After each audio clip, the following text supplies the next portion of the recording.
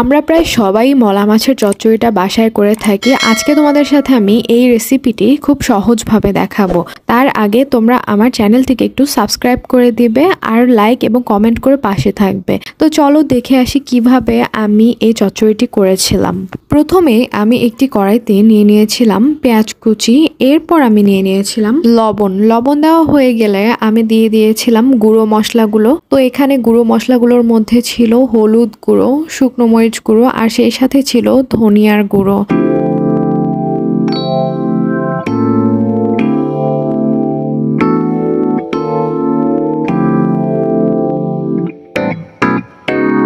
মশলাগুলো সব একসাথে দেওয়া হয়ে গেলে আমি এখানে দিয়ে দিয়েছিলাম সরিষার তেল দেওয়ার পর আমি বাটা মশলাগুলো সব দিয়ে দিচ্ছিলাম। এখানে ছিল আদা বাটা, রসুন বাটা। তো এগুলো সব একসাথে এখন খুব ভালোভাবে মেখে নিচ্ছিলাম। মেখে নেওয়ার এ পর্যায়ে আমি দিয়ে দিয়েছিলাম কুচি কুচি করে কেটে রাখা নতুন আলুর সাথে আমি বেগুনও অ্যাড করেছিলাম।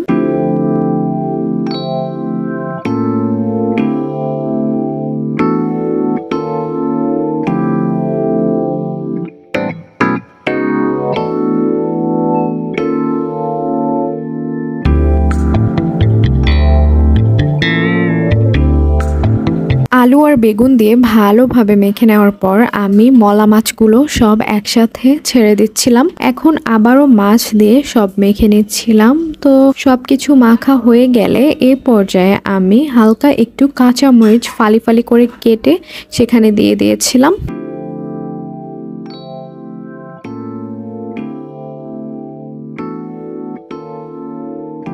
তো এ পর্যায়ে সব মশলাগুলো যখন মাছের ভিতরে ঢুকে গিয়েছিল তখন আমি উপর দিয়ে দিয়েছিলাম টমেটো। শীতের মৌসুমে এখন কিন্তু টমেটোটা অনেক বেশি পাওয়া যায়, তাই আমি প্রায় দেখা যায় সব তরকারিতে টমেটো ব্যবহার করার ট্রাই করি। আর টমেটো এমনিতেও আমার অনেক বেশি প্রিয়। যাই হোক, তো টমেটো দিয়ে আমি ঢাকনা দিয়ে ঢেকে তরকারিটি চুলায় বসিয়ে দিয়েছিলাম।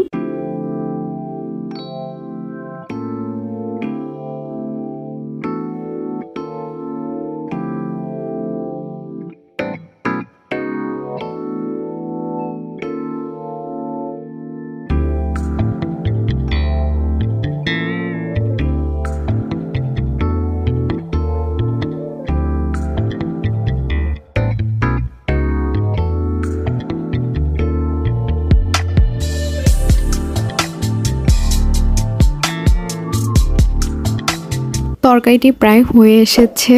এখন আমি শেষ পর্যায়ে হালকা একটু ধনেপাতা উপর দিয়ে ছিটিয়ে পরিবেশন করে নিয়েছিলাম। এটি কিন্তু আসলে অনেক ভালো একটি রেসিপি এবং আমাদের স্বাস্থ্যের জন্য মলা মাছ হচ্ছে আমাদের চোখের যে দৃষ্টি শক্তি এটাকে আসলে সবসময় ভালো রাখে।